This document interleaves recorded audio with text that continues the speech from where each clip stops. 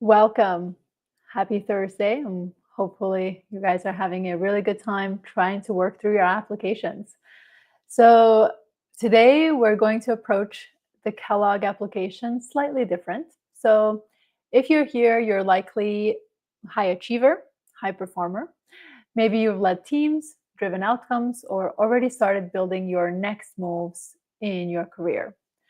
But what's important to remember for Kellogg specifically that it doesn't always only admit what one sees as a high performer. Of course, the applicants are high performers, but who they actually look to admit is catalysts, people who raise the game, who raise the bar for everyone around them.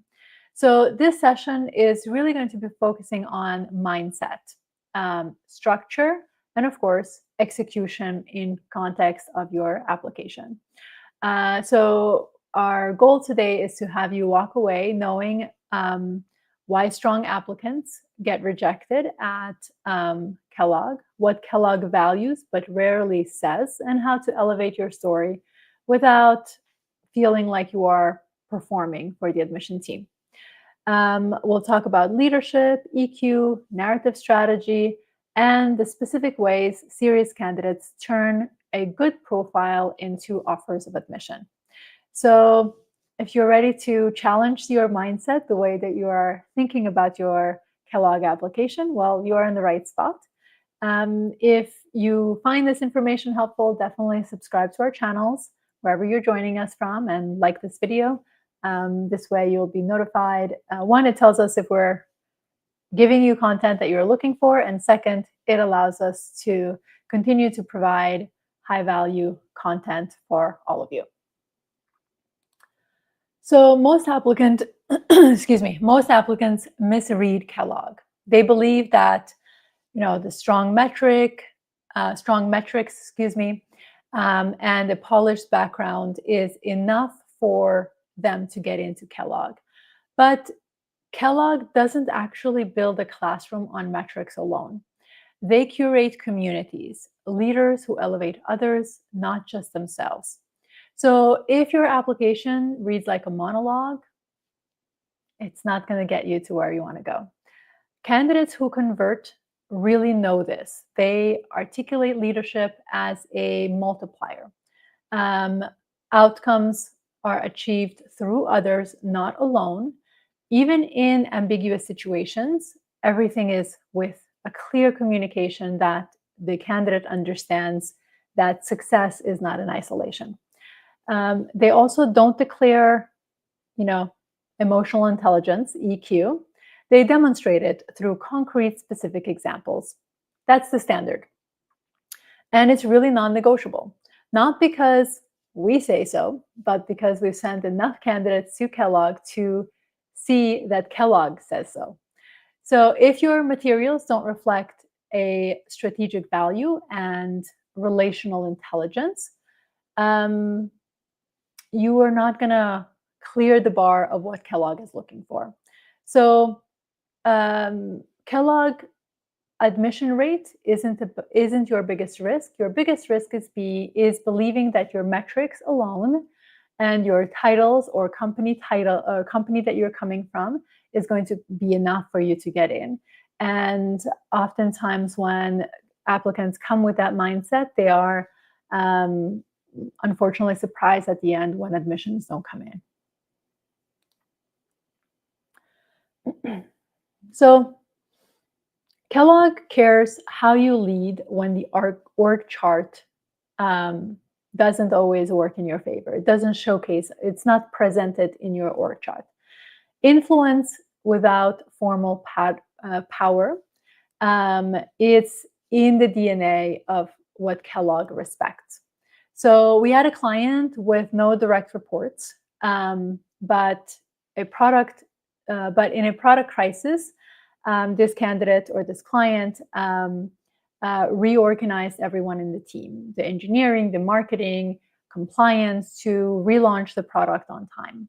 And this wasn't about them taking control. It's really about how they reorganized everyone to make sure that there was not failure in the work that everyone has put so much effort in. And we help applicants isolate those moments. That's what we do here as coaches. Not just the story, but the mechanics of how you do what you do. Who was involved, what was the stake, and how your action move outcomes forward. That's what Kellogg is looking for, and that's what we help candidates articulate, especially the ones who don't necessarily see those experiences, don't necessarily put a lot of value in those kinds of experiences. So emotional intelligence is the subtext of every Kellogg application. You won't necessarily find it in the prompt itself, but is in the way everything else is communicated. They want to know, do you grow from friction? Can you recalibrate without your ego involved? Do others follow you by choice or by hierarchy? Candidates who signal emotional intelligence well don't perform that there is this vulnerability. They analyze decisions under stress, own misjudgments, and show how their thinking evolved over time.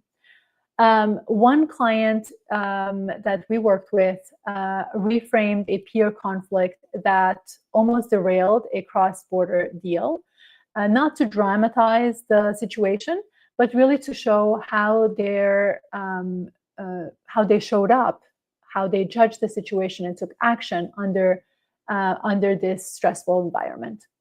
So recommenders can definitely help you showcase EQ, and that is one of the changes that we've seen in Kellogg's letter recommendation question this year.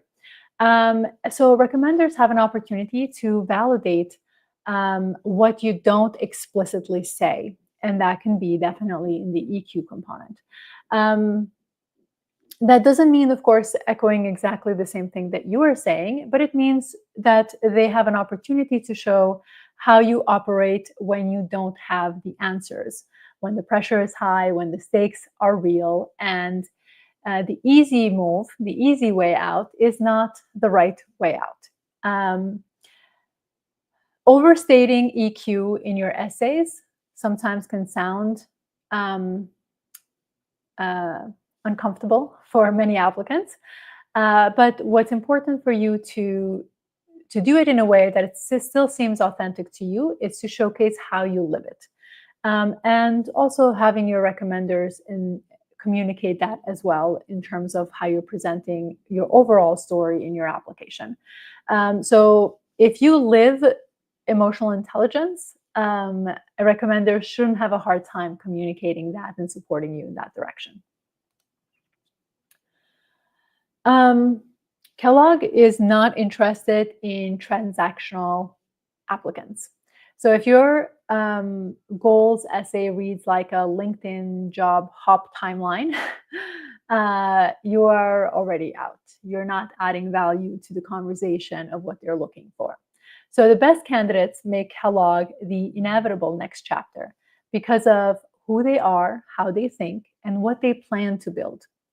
That means know the levers that you have to pull.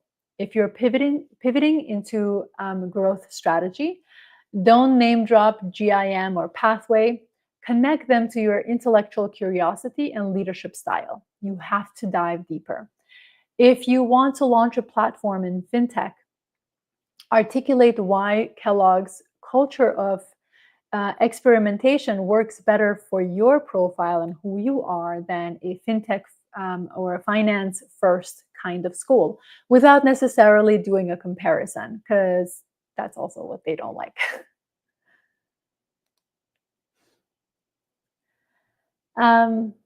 Kellogg admission committees who are reading your applications are seasoned. They've seen many, many applications come through. And they can spot when your story is curated for effects rather than aligned with substance of your value base.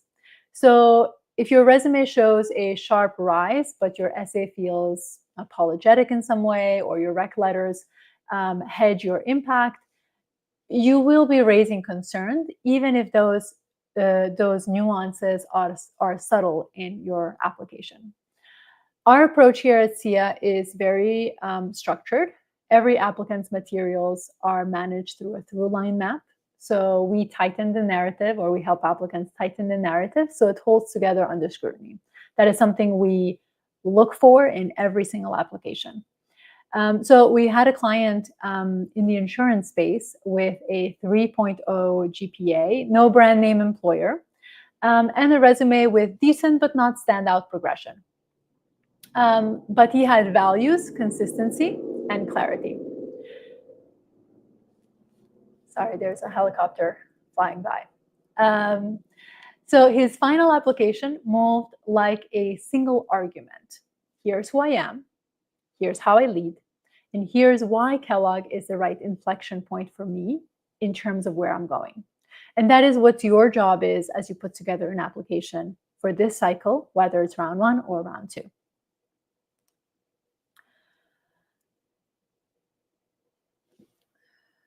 We work with applicants who match the schools that they're applying to.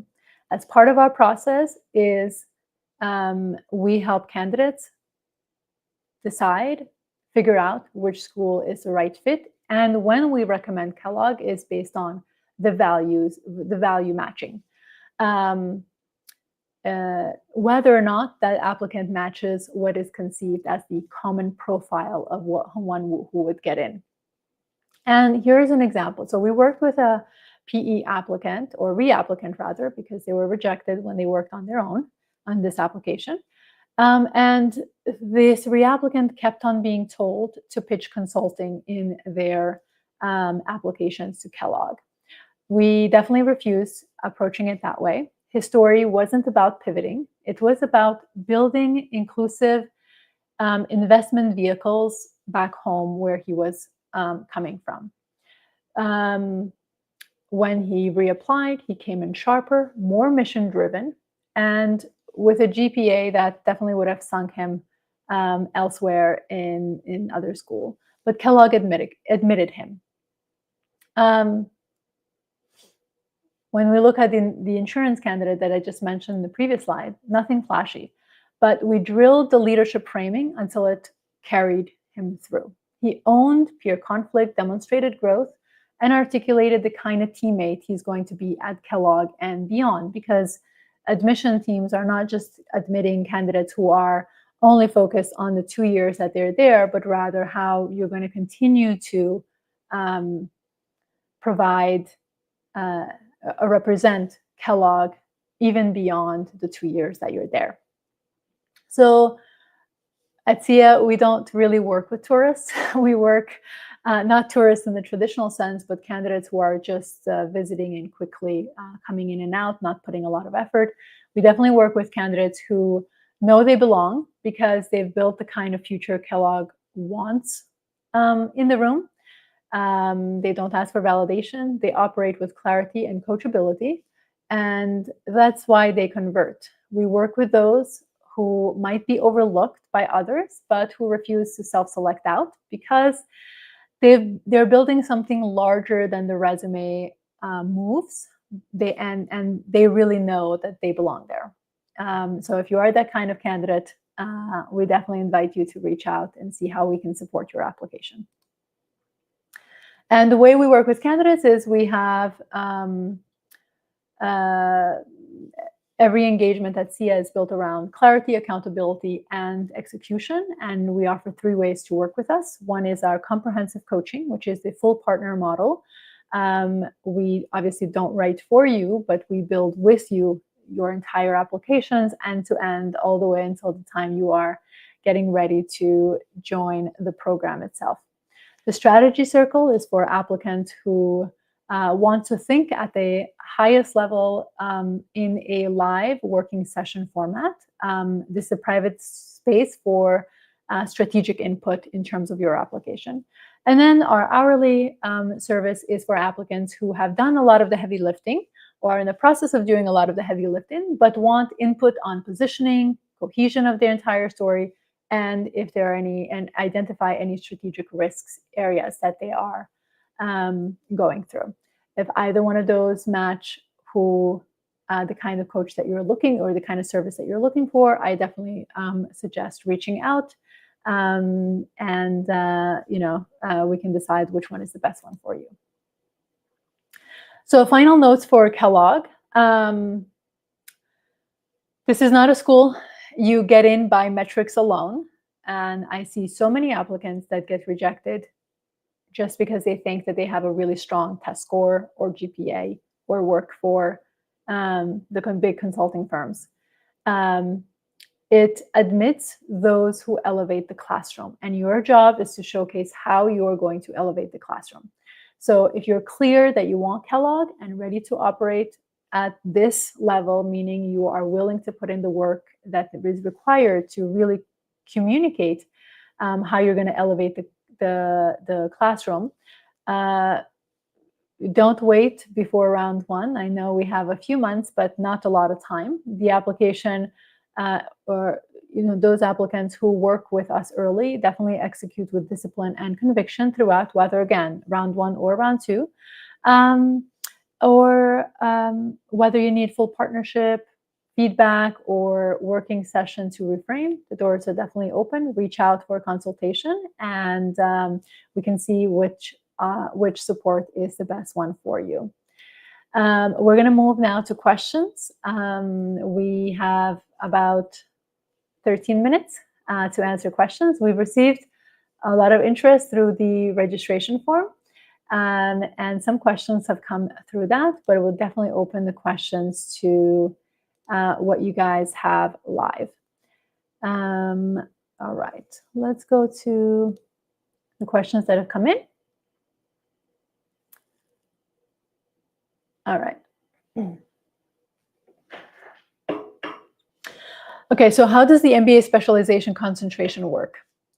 Typically, applicants are able to choose a specialization, concentration, or pathway for Kellogg specifically to hone in and showcase to future employers. Well, first and foremost, before you go to future employers, it allows you to enroll in courses that are specifically aligned with your future. So if you want strategy, if you're looking for more business analytics to showcase or demonstrate that you have those skills and want to enroll in classes that are much more in alignment with that, then a concentration makes a lot of sense. Every concentration or pathway does have, in order to get that sort of certificate that says you have, an MBA with a concentration in X, does require that you complete a certain number of courses assigned to that specialization or concentration. So of course, you have to look at your overall experience there if that's something that you are interested in. Because obviously there's drawbacks to doing that, which means you don't have a lot of flexibility to enroll in additional courses beyond that. But this then helps you not only take classes and learn intel about your specific area of interest, but it also signals to future employers that you are well trained in this area through the business school courses that you have enrolled in. So if you are looking to pivot and need that indication that you are strong in a certain area. So for example, you are not coming from a marketing background, but want to work in marketing, that could be a great way to signal to your future employers that you are someone who has a serious interest in this because you have dedicated your course elective category to that specific concentration. So you want to think through this broadly. I would also say, before you make a selection, I suggest that you look at what are the requirements for that selection. And what do I mean by that? Some schools have a concentration or major or specialization requirement that you are admitted into that program. So this is not necessarily for Kellogg, but for Wharton, for example, they do have the healthcare management program that you apply to that program, you're admitted to that program. And if you are not admitted, you apply through the healthcare management program, and you're not admitted, you're not considered for the general MBA at Wharton. So you want to really make sure before you make those selections that you fully understand the ramifications of that selection at the outset. And for those that don't have those requirements, you can of course change majors once you're in the program, so you don't need to make the selection early on. Excellent. Next question. Are Kellogg scholarship mostly awarded at the time of admission, or is there room to negotiate or receive additional funding later? Most of the scholarships are awarded at the time of admission. We have helped clients negotiate scholarships once they're admitted. So they've been admitted without scholarship or with little scholarship, and we've increased those numbers for them. So there's opportunity to negotiate. There's also opportunity that you can be reconsidered for scholarship in your second year there. So those are components to take into account. Now, I will say at the moment, we have seen in the context of our own research and our own understanding of like what the schools are looking for, we have definitely seen a decrease in funding opportunities across the schools. And I think this is a direct connection to what's happening on a political arena. So keep that in mind as you're making these decisions as well. Excellent. Okay, so when reviewing my resume, how can I ensure that my leadership impact is conveyed without sounding repetitive or over self-promotional? Well, this is an excellent question. There is your resume is your brag sheet. It is about being self-promotional because at the end of the day, they don't know you as a person. The first thing that they read is going to be your resume, and that's kind of that first impression that you give to them. So it does play quite an important role in your application process. You want to communicate. So the way we approach here at SIA, the resume, and we have videos on how to write an MBA resume on our YouTube channel. So I encourage you to go there and check those out because we give more details in there. But the way we approach the resume development is to think of your resume as an opportunity to tell many stories. So what actions did you take in solving a problem? Or making an impact in your organization. And that's typically where your leadership is communicated in your resume itself. You can also have a little bit more of you can add a bit more sort of like scope of the work that you do that helps the reader understand what kind of work you do day to day. You definitely don't want to sound repetitive. That's quite important because everyone, at least if you're applying for a full-time MBA program and have less than 10 years of work experience, you want to keep your resume to a one-pager. So you have to look strategically at your entire story. Are you presenting a story that is repeating itself over and over through your last 3 jobs?